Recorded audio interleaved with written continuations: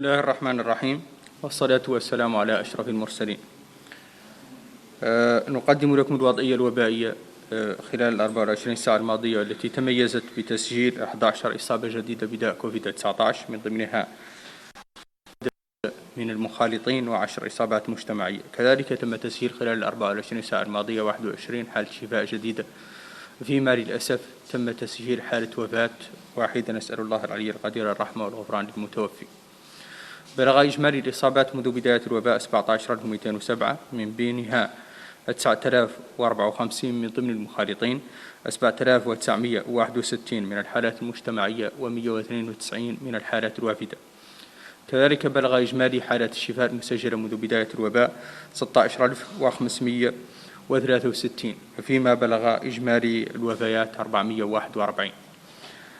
تبلغ الحالات النشطة اليوم 203، من ضمنها 164 من ضمن بأعراض خفيفة، 164 بدون أعراض، 21 بأعراض خفيفة، و18 حالة حرجة. نسأل الله الشفاء للمرضى. تتوزع الإصابات الجديدة حسب المقاطعات على النحو التالي: 2 في كيفة، إصابة واحدة في نواديبو، إصابة واحدة في قابو، إصابتان في السبخة، 4 في تفرق زينة، و1 في عرفات. تم خلال 24 ساعة الماضية إجراء 1032 فحص جديد، من ضمنها 21 من فحوص المتابعة، و1011 من فحوص التشخيص، موزعة على 277 من الفحوص السريعة، و734 من فحوص الحمض النووي. بالنسبة للفحوص الجديدة تم إجراؤها حسب الولايات على النحو التالي: 81 في الحوض الشرقي، 4 في الحوض الغربي، 26 في العصابة، 24 في البراكنة، 24 في غورغول، 21 في البراكنة، 21 في ترارزة، 4 في آدرار، 67 في داخلة نواديبو، 0 فحص جديد في تقانت، 22 في قديماقة، 5 في تير الزمور، 7 على مستوى ولاية إنشيري، 706 في نواكشوط الغربية، 20 في نواكشوط الشمالية، و24 في نواكشوط الجنوبية. بلغ إجمالي الفحوص المجرات منذ بداية الوباء 217,701، من ضمنها 27,690 من فحوص التشخيص، و190,000 27,690 من فحوص المتابعة، و190,011 من فحوص التشخيص، موزعة على 138,484 من الفحوص السريعة TDR، و51,527 من فحوص الحمض النووي. بالنسبة للمرضى على مستوى مستشفيات الوطن، تم حجز خلال 24 ساعة 9 مرضى جدد بداء كوفيد-19، من ضمنهم 6 بأعراض خفيفة، 3 بأعراض حرجة، وكذلك تم تسجيل 7 حالات خروج من المستشفى. بالنسبة لتوزيع المرضى على مستشفيات الوطن فهو على النحو التالي: مركز الاستطباب بكيفة 4 مرضى محجوزين، 1 في كيهيدي، 9 على مستوى المركز مركز التخصصات في نواكشوط، من ضمنهم 6 حرجة، 4 على مستوى مستشفى الصداقة، من ضمنهم 1 بحالة حرجة. المستشفى الوطني 10 حالات، من ضمنها 4 حرجة. مستشفى الشيخ زايد 6 حالات، من ضمنها 4 حرجة. مستشفى المركز الوطني لأمراض القلب ب5 حالات، من ضمنها 3 حرجة. مجموع المرضى المحجوزين 39، من ضمنهم 18 حالة حرجة.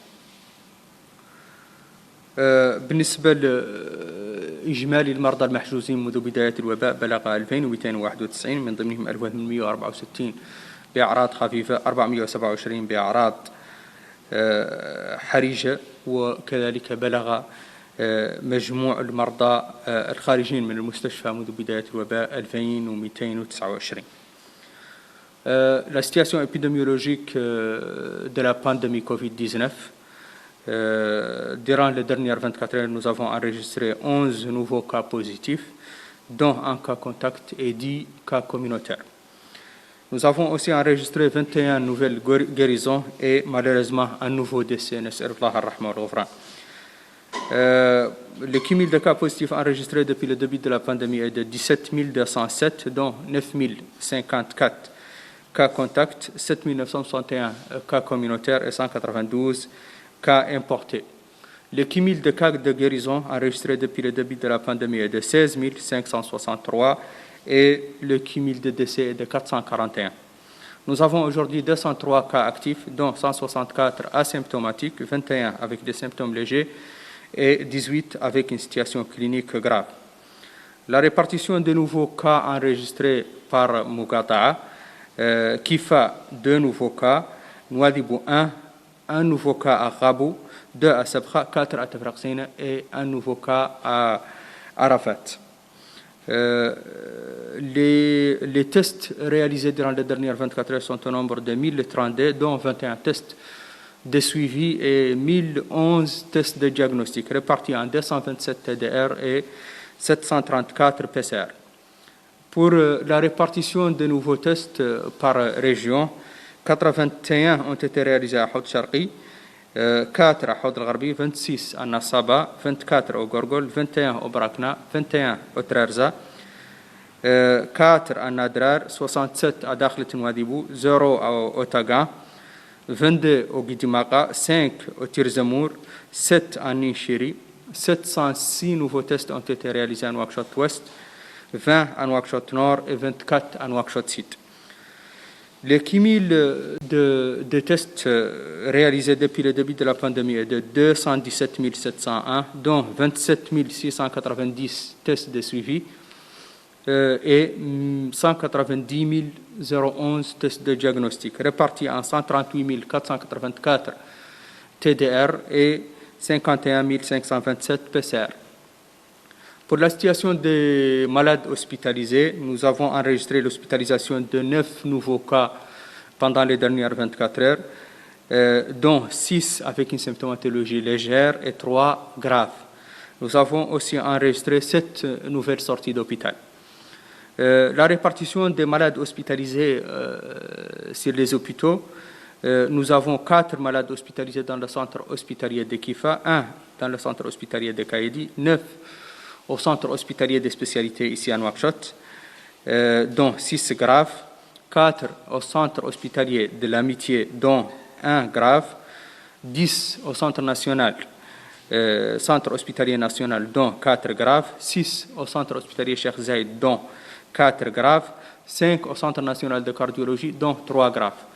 Un total de 39 malades hospitalisés, dont 18 graves. Le cumul des cas hospitalisés depuis le début de la pandémie est de 2291, dont 1864 avec une symptomatologie légère et 427 avec une situation clinique grave. Le cumul des sorties d'hôpital enregistrées depuis le début de la pandémie est de 2229.